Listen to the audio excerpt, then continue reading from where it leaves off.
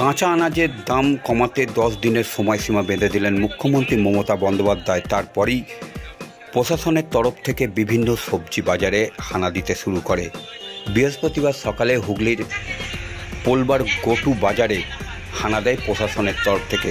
পোলবার BDO এবং পোলবার OC goto বাজারে হানা দেয়, সেখানে ঘুরে দেখেন এবং সবজি বিক্রেতাদের সঙ্গে কথাও বলেন।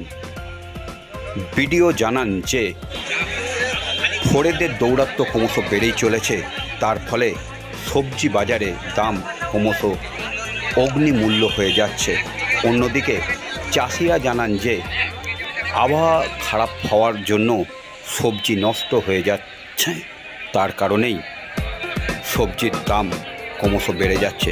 অন্যদিকে কীটনাশক দ্রব্য এবং সারের দাম অত্যধিক, ফলে সবজির দাম বেড়ে চলেছে। চাষের এত দাম ফলনের জন্য মানে গাছ সব লেগে গেছে, ফলই নেই। মানে আগের দিনে সার ওষুধের দাম তো সবই বেশি, মানে যা হয় সারের দাম হয়ে গেছে আরও আগের বছর চাইতেও 200-300 টাকা করে বেশি হয়েছে। ওষুধের দাম আগের বছর চাইতে যেটা 100-130 টাকা দাম হয়েছে। তারপরে এবার লেবার সবই খরচ, কিন্তু সেই হিসেবে ফল হয়নি। আগে তো হয়নি, এখন কিছু হচ্ছে, তাহলে লেবার খরচা দিয়ে শেষ হয়ে যাচ্ছে। তার জন্যই কি কথা তো মোটেই হয়নি, কথা দিকে 20-25-30 যা যেমন খরচ করেছে, কিন্তু আর পয়সা তো হয়নি। কথা উঠেই গাছ সব শেষ হয়ে গেছে। হ্যাঁ, এই তো অবস্থাটা আছে, চাষে সবই লস। ফলন নেই না, কোনো ফলনই নেই এখন অবধি, চাষে কোনো ফলন নেই।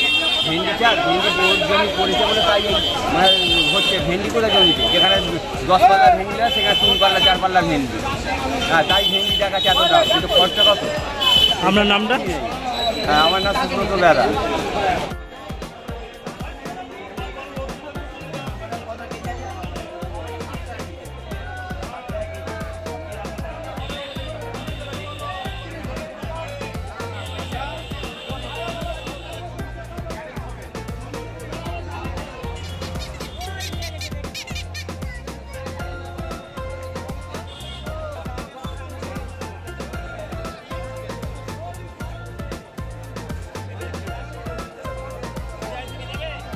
স্যার কী কারণে আজকে ভিজিট?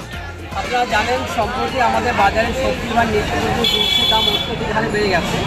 সেজন্য মাননীয় মুখ্যমন্ত্রী একটি অ্যাডভাইসরি মিটিং করেছেন এবং সেক্ষেত্রে আবেদন করেছেন যে আমাদের প্রশাসনের লোকজন বিভিন্ন যে হাট বাজার রয়েছে, মার্কেট রয়েছে, সেটা আমরা ভিজিট করে দেখব যাতে এই ফসলের দামগুলো কমানো যায়। অনেক সময় দেখা যায় চাষিরা যে প্রোডাক্টটা মাঝখানে যারা পড়ে বা মিডলম্যানরা, তারা অত্যধিক হারে বাড়তি দাম রেখে তারা সেগুলো বিক্রি করছে, ফলে চাষি থেকে তার হাতে পৌঁছতে গিয়ে মানুষজনকে অনেক হয়রানি হতে পারছে।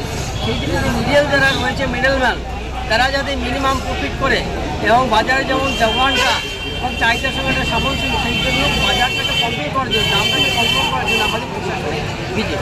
এক্ষেত্রে আমাদের এখানে আমাদের ওসি সাহেব আছেন, আমাদের কর্মদক্ষ সাহেব আছে।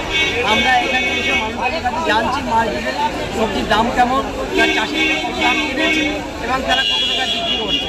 আমরা যারা করছেন, যারা করে রয়েছেন, তাদের কাছে একটা আবেদন, তারা যে দামে কিনেছে তারা ন্যূনতম প্রফিট থেকে যেন তারা বিক্রি।